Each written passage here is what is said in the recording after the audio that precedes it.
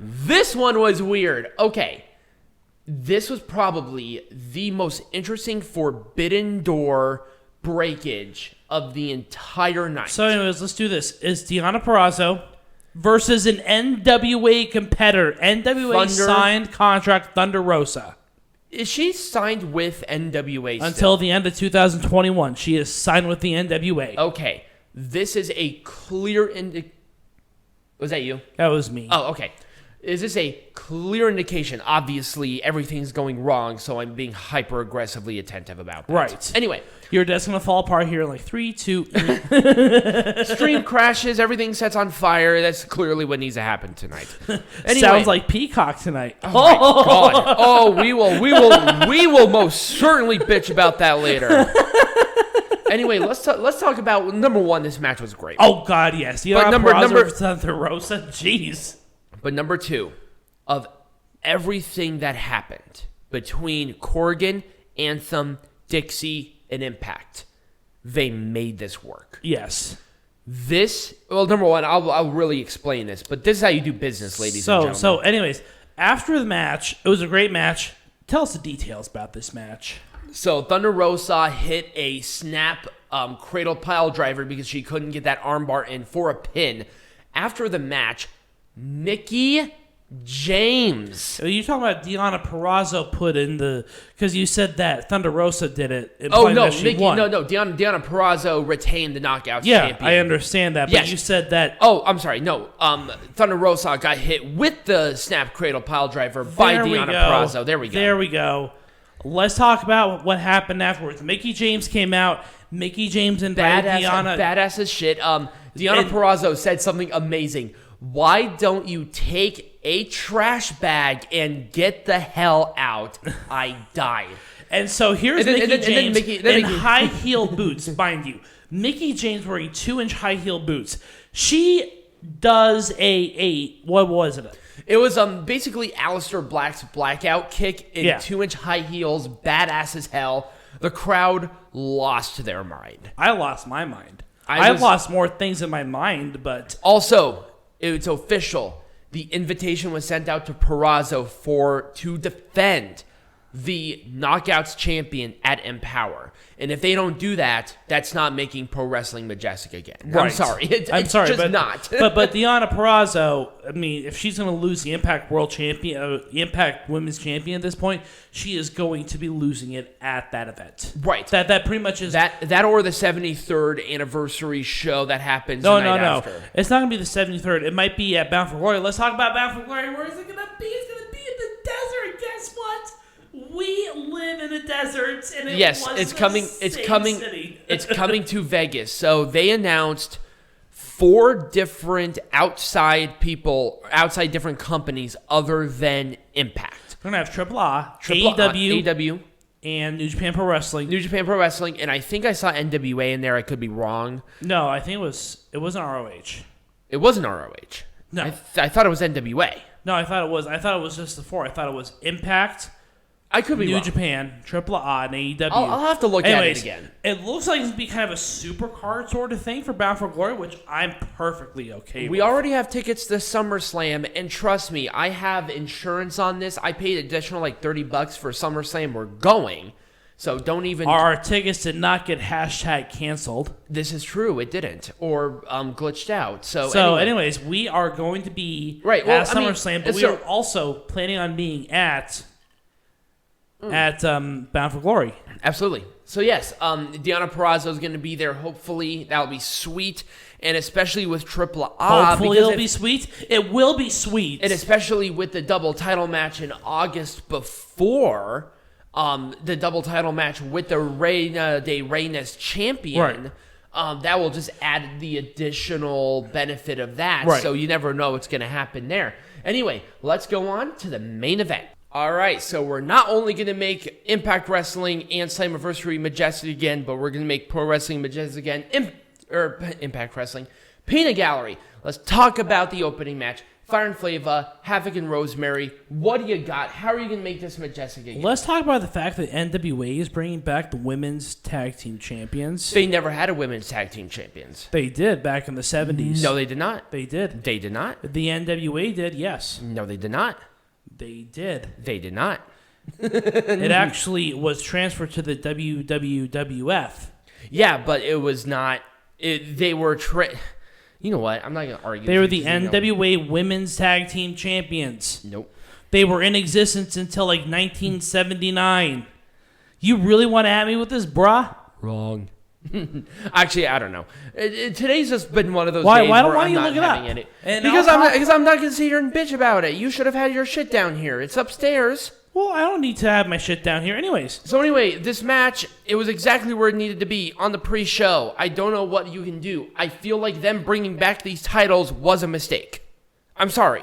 They do not have enough people to go for these titles. Yeah. Now, maybe with the inclusion of the NWA Women's Tag Team Champions, maybe. But at the same time, how are you going to do that? You're going to have another Women's Tag Team Champions where just have a Women's Tag Team Champions that span between AEW, Impact Wrestling, NWA, AAA, all of these different places instead of the Knockouts. In the NWA, you're going to oversaturate the market, and they're already doing that. I don't think so. But anyways, I'm sorry. These are my personal opinions, so people don't bitch. Anyway. I had somebody saying that our representation, saying that Jonathan Gresham being the best representative of the pure division was a mistake, but it's like, it's an opinion. This is an opinion. Unfortunately, our opinions are right. Anyway. Let's talk about where our opinions should have been right. Omega should have lost this belt. If he is as injured as he claims to be, he should have dropped the belt to fucking Sami fucking Callihan. He is not finessing as he usually does. He is trying his best, but you can tell Kenny Omega needs some time to heal. Give him like 6 months. The wrestling industry will be fine without him. I understand. They're trying their best to compete with WWE because of Reigns. I get it. But at the same time, already competed with the WWE and you're doing fantastic. Omega's back is injured. His knees are injured. If you continue, you want him to walk out on a stretcher and have him vacate all the titles? I'd rather not. Right. And we had this same thing. So we actually talked about this earlier about McGregor's hyperextension in his legs. You're going to have another situation like this if you continue it. Unless Omega's injuries are not as bad as what I've heard. Unless they're not that bad. He's doing stem cell therapy, and he's saying he's feeling better, but at the same time, it's still not his finesse. He needs a rest. And him dropping this belt right now at Slammiversary to somebody who has defined Impact Wrestling for the last, 4 years? Sami Callihan is one of the best characters in the history of wrestling. If you wanted me to be personally speaking, it should have been Moose too. It should have been Moose. It should have been Moose. But if given the same circumstances, Callihan should have been the guy. Oh, yeah. Because then Omega did not lose in a pure wrestling match. He lost in a no DQ match. So Callihan would have had the belt. Omega could have taken the rest from that fucking schedule, being their world title holder. Right. I mean, we're doing this not saying against, because at some point, Kenny Omega is, at some point in time, a person's health takes precedence over business. Right. And that right now, that's what's going on here. I mean, it is. I'm sorry. Right, it is. Anyway, I can't do anything about this. There's nothing. Perfectly. This is a perfect. It was a great way. It was a great way to establish new rivals for the division as well. They had a 5-way match where it ended in a draw, where all of them had all of the same credibility to go for this title, and they did it great. Perfect placement of the match, perfect timing of pretty much everything. Yep. There were some fuck ups. With Ace Austin and I think it was Chris Bay with the cutter. That one was a little fucked up.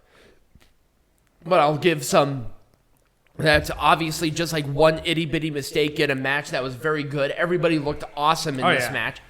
Crowd was hot for it. I can't really say anything bad about it. No. Josh Alexander, I think... Here's my thing. Josh Alexander, I believe, has gone away from the North as a team. He has come into his own. He has come into his own, absolutely. Yep. Okay, this one was kind of weird for me. Once again, I was going to bitch about this, so I'm going to now. They are doing Moose dirty right now. Oh God, yes. The thing is, what if this is Moose saying in the future that he becomes the mega heel because he knows that he's being screwed? Maybe, but at the same time, okay, I like Chris Sabin. I really do. I do too. And honestly, with this win, he is the next logical contender for Bound for Glory. Chris Sabin deserves and especially a world title match. Especially a TNA original like Sabin. He's not going to get it at Bound for Glory. I think he should. He's not going to. I wish he would. It's not going to happen. Of anybody to go for the Impact World Champion at Bound for Glory, Chris Sabin is the most logical choice right now. But it's not going to happen. Unfortunately, it probably It's going to be an Impact Plus special. If you want this shit to be... Just like the Jay White. The Jay White match is going to happen on Impact, the 31st. Right. Impact Wrestling, if you want this shit to be majestic again, you're going to put Chris Sabin in for the world title at Bound for Glory. You're not going to use this bullshit Impact Plus bullshit. Because you know and I know nobody watches it. Anyway. That's true. I know watch it. Right. If you want to do something with Omega and White, great. Book that for the Impact Plus because they will get more subscriptions. And if you want us to watch it, we're more than happy to take your Patreon money. We'll take Patreon money, or if Impact Wrestling wants to hire us for some common sense fucking wrestling, just let us fucking know. Right. We're not racist like Cornette. Anyway. Or like, D'Lo Brown's not racist, but... D'Lo Brown's awesome. What are you talking about? D'Lo Brown is the bee's knees. Right. He's the bee's knees to the knees. Anyway. Nation of Domination. Anyway, the match itself was fine. I thought it told a good story, but at the same time, Chris Sabin winning, I just feel like with Moose, they're really devaluing him. All right, here we go. I was kind of disappointed. I was.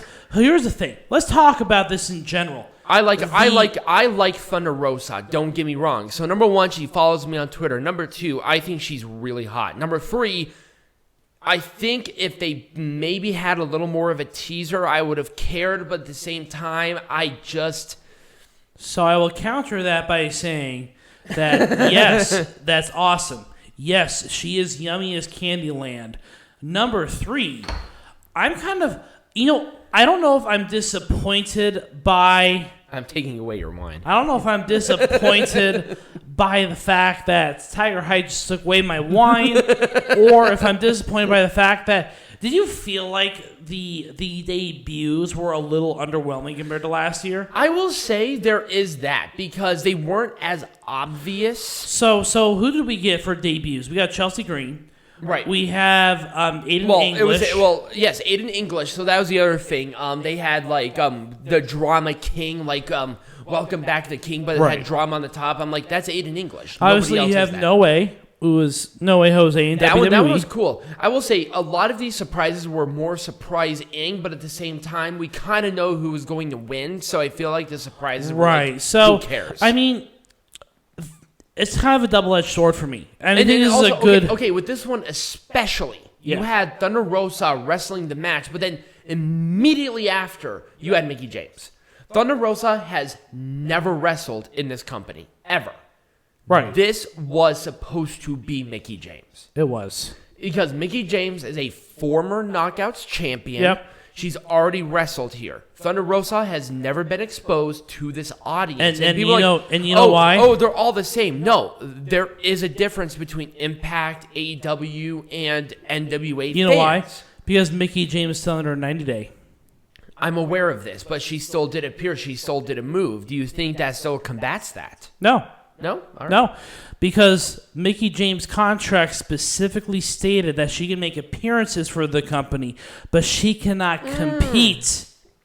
I see how this rolls. So if Mickie James was allowed to compete, she would have competed. Do you know when her 90 day is up, by the way? Oh, God. When was she released? Like sometime in May? I think so. So it'll be sometime in August. So here's the thing. She is not going to be competing at Empower. No, because she's producing that. But she is competing at the 73rd anniversary show. Like, that's already confirmed. I see some Mickie James versus Deonna Purrazzo for double gold, because Deonna Purrazzo is going to win double gold at fucking Triple Mania. You forgot what the name of that brand was. For about 3 seconds, I forgot. I just kind of know when Peanut Gallery's like, his crank said, like, stopped working entirely. But anyway, I did like the match. I feel like it was a little overwhelming because then you had Mickie James come out, and that kind of devalued, like, the thing of Thunder Rosa being on this show. Okay. Number one, I thought them adding No Way to this match was a very good idea. His name was No Way. I said No Way. I know. I did not say No Way. It's okay. It's okay. You don't have to say No Way. H. J. Whatever. Apparently, Peanut Gallery does not know how to spell. This one, so I like the build-up. I thought they did an okay-ish job with the build-up. Number one, I feel like they probably should have told what was going on with TJP because a lot of people were more concerned about it. Mm-hmm. And it's like, oh, that's an invasion of privacy. Yeah, but people are more so of like, we just want to make sure that he's okay. Because why? If he was just taken off because he was taken off, that's stupid. Right. It's like, okay, for a surprise, that's retarded. If you could have done that so much better. Right. I mean, if you were going to do that, something like that, I would have said, oh, Violent by Design attacks TJP during the pre-show. He's taken out of the match. Fallah Bahh has to find a new person. Right. That would have been a much better thing than TJP is just mysteriously gone 2 days before the event, worrying everybody. Right. And then doing this because he did have a match a couple of days ago with MLW. Right. So why was he taken off of this? A lot of people are concerned about that. So I thought that, I mean, it was kind of a cluster, but at the same time, you know, Spot Fest tag team, whatever. It was fine. Right. I liked it. There wasn't really much I could have changed other than that, to be honest with you. I thought they did an okay job with this. This was awesome. It was a good match. I think this really established W. Morrissey as, like, the next big guy. Oh, yeah. To take out the heart and soul of Impact Wrestling, despite them having Chris Sabin, whatever, it's fine. Or James Storm, whatever, it's fine. It's not like they're originals or anything. Or Eric Young. Oh, whatever, it's fine. It's fine. Anyway, Eddie Edwards, he's the proverbial loser, so we'll just keep it at that. He's like your nice little workhorse that just continues to lose, looks like a total asshole. I don't know why this guy's popular. He's just, I don't know. He's Eddie Edwards. He's a good wrestler, right? But he just never felt uber special to me. He has the charisma of a pin. He really does. Now, him as a heel, I like heel Eddie Edwards. Oh, yeah. Like crazy Eddie Edwards is awesome. But then he turned babyface, and he's kind of lame. No one cares about him. Right. Exactly. W. Morrissey has charisma up the ass now. Right. It's tall Edge. Right. Jesus. He looks like Edge. He looks like Edge, but he works awesome. Mm-hmm. Really plays to that. He is explosive and fast. Yep. His promos are excellent. He looks physically amazing. And, I mean, honestly, if I was going to sign anybody and build a company around him, W. Morrissey would make pro wrestling majestic again. Right. Anyways, let's move on to the next match because I feel like we're saying we're welcome. Nope. Okay. Myers, Dashwood. So it was all about Myers. Why? What? I don't understand the point. I literally did not all understand about Myers the point. and Cardona. That's it. That's all it was. There was no point of Dashwood and Chelsea Green to be in there other than to have Chelsea Green in there. That was it. That was pretty much it. Yep. This match was not making pro wrestling majestic again. Not at all. Zero. But you're gonna have Myers and Cardona. If you wanted something really cool with this, with the heated rivalry with Cardona and Myers, because they have a great rivalry.